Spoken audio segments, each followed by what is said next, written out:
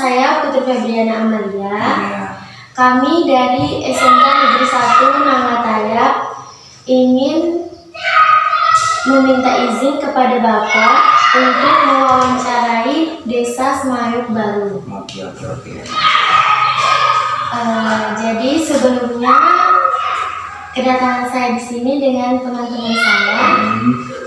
Perkenalkan, nama saya Teresa Nedi, saya dari kelas 11 akuntansi. Ya. Nama saya Hermatinda Asinta dari kelas 11 akuntansi. Iya.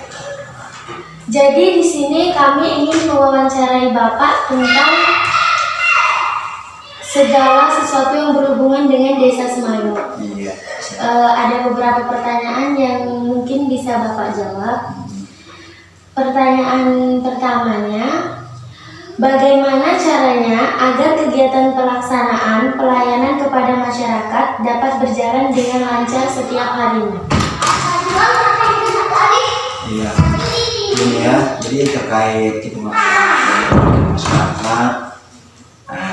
Jadi kita salah satunya kita di sini hari Senin kita pun masuk semua seluruh perangkat sampai pelaksanaan.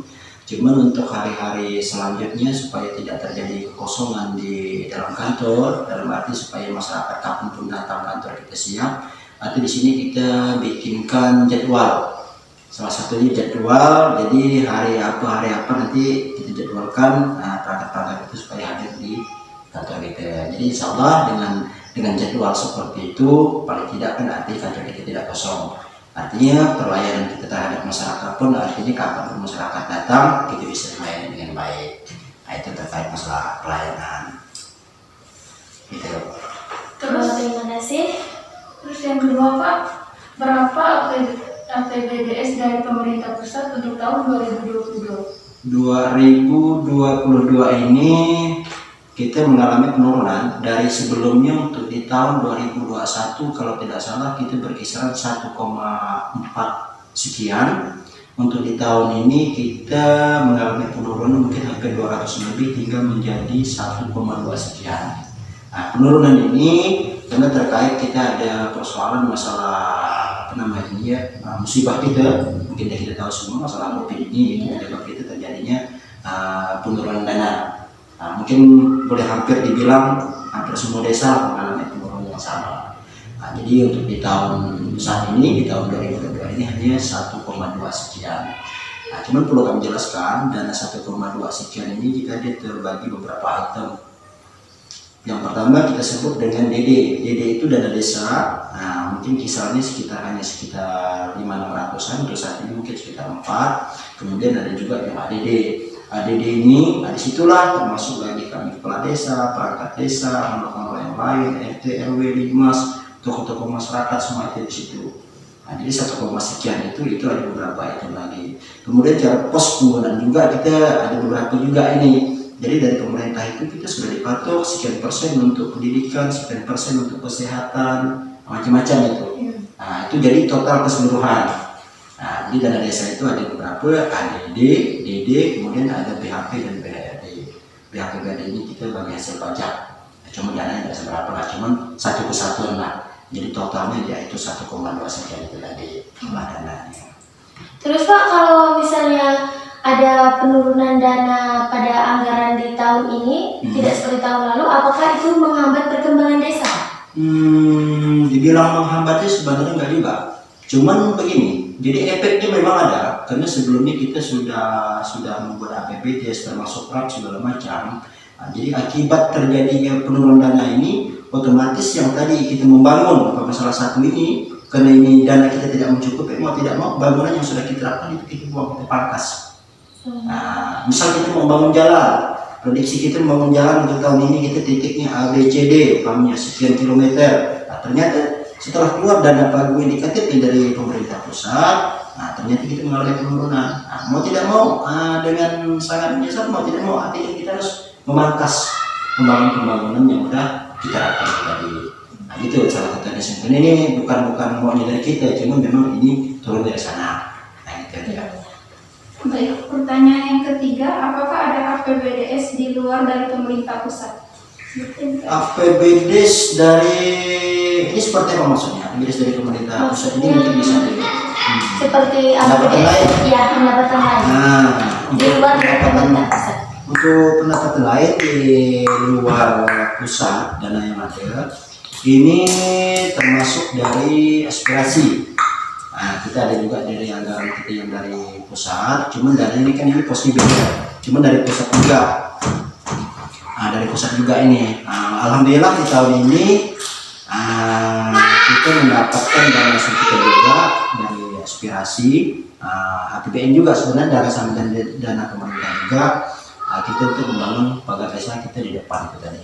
Mungkin kalau secara jumlahnya mungkin kalau saya tidak salah itu kemarin infonya untuk sementara ini mungkin sekitar 1 eman. Nah, cuman mungkin pelaksanaannya di bawah seperti apa sampai yang berapa kita kan belum tahu, itu kan bukan ranah desa atau membangun. Cuman kita berusaha memperjuangkan bagaimana dana desa ini bukan kita hanya terfokus di dana desa ini, tapi kita harus mendapatkan pos-pos yang lain. Nah, bisa dilewat dari anggaran pemerintah kabupaten, umpamanya termasuk salah satunya dari aspirasi, baik aspirasinya mungkin dapat dari kabupaten, dari provinsi, ataupun bahkan mungkin kita dari pusat. Nah, untuk di tahun ini alhamdulillah untuk dari kabupaten pun kita dapat, dari pusat pun kita dapat. Nah, jadi yang dapat dari pusat insya Allah rencana kita mau kita bangun itu salah satunya pagar, kemudian kita membangun juga sumur. Nantinya yang kita bangun nanti di TK, karena anak-anak kita di TK memang situ sulit juga air. Nah, kemudian kita bangun juga berkemungkinan satu lagi mungkin di SD ataupun kita di gereja. Itu udah kita bahas dengan ketua BPD kita tadi. Jadi ada anggaran-anggaran kita yang lain ada. Cuman anggaran yang di luar ini memang harus membutuhkan salah satu perjuangan kita selaku kepala desa. Karena anggaran ini tidak datang dengan sendirinya tanpa kita mengajukan proposal, tanpa kita berjuang pendekatan lah dalam anggaran ini. Kemudian anggaran yang lain juga memang kita umpamanya dari CSR. Ini salah satu bentuk kontribusi perusahaan juga yang berada di sekitar kita. Memang wajib hukumnya harus membuat CSR juga. Cuma di sini pun walaupun itu wajib hukumnya, cuman namanya pihak perusahaan kita sama tahu. Terkadang kalau kita kejar, terus untuk pertanyaan yang berikutnya Pak, bagaimana cara desa dalam mengakomodir kepentingan masyarakat dan mengalokasikan dana desa yang diterima agar terserap dengan baik? Akomodir di sini ya. Ya. Ya alhamdulillah sih. Untuk di desa Sungai Baru ini artinya dana yang ada dari kabupaten kita harus melalui pusat itu tadi. Alhamdulillah untuk Sungai Baru kita tidak pernah terkendala.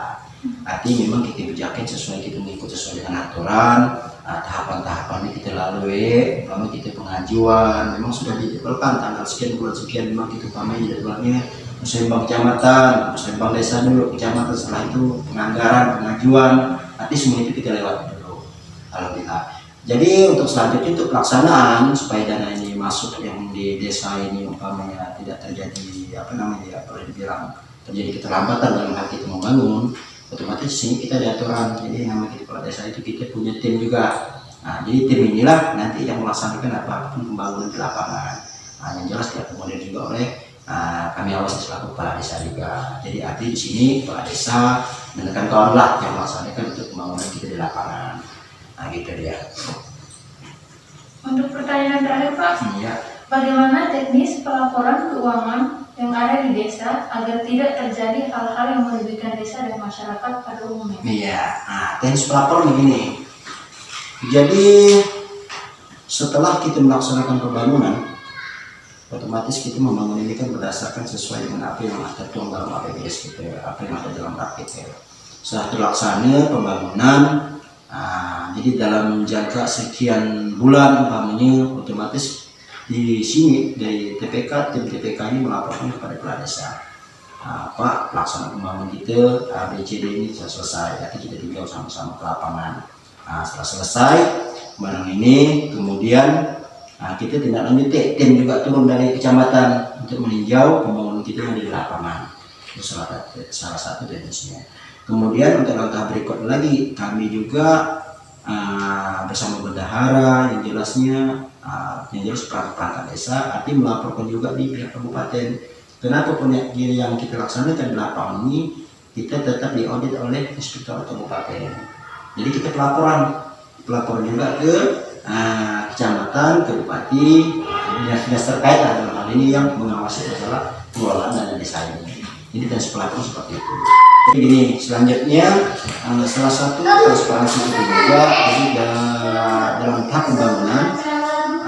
Ini kita juga menampilkan APBD seperti yang tertulis di depan. Kemudian kita di pembangunan juga kita menampilkan plan pembangunan. Pembangunan tahun ini umpamanya berapa beton, dananya berapa ini.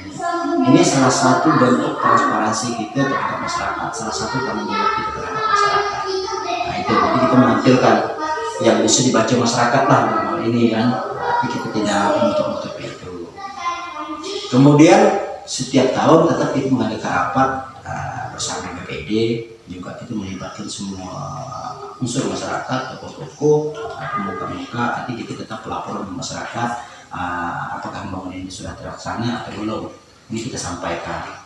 Jadi salah satu ini kita dalam bentuk mengumpulkan masyarakat, rapat bersama dengan desa. Itu salah satu bentuk transparansi juga.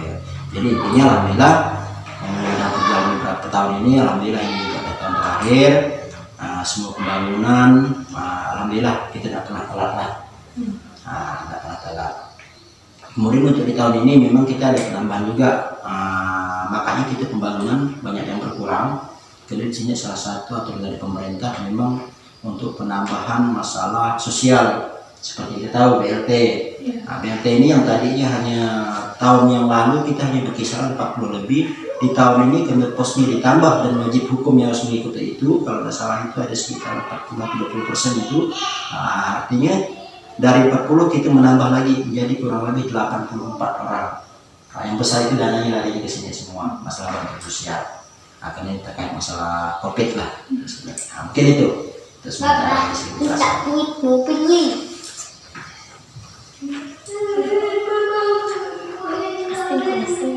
Oke, baik, sekian.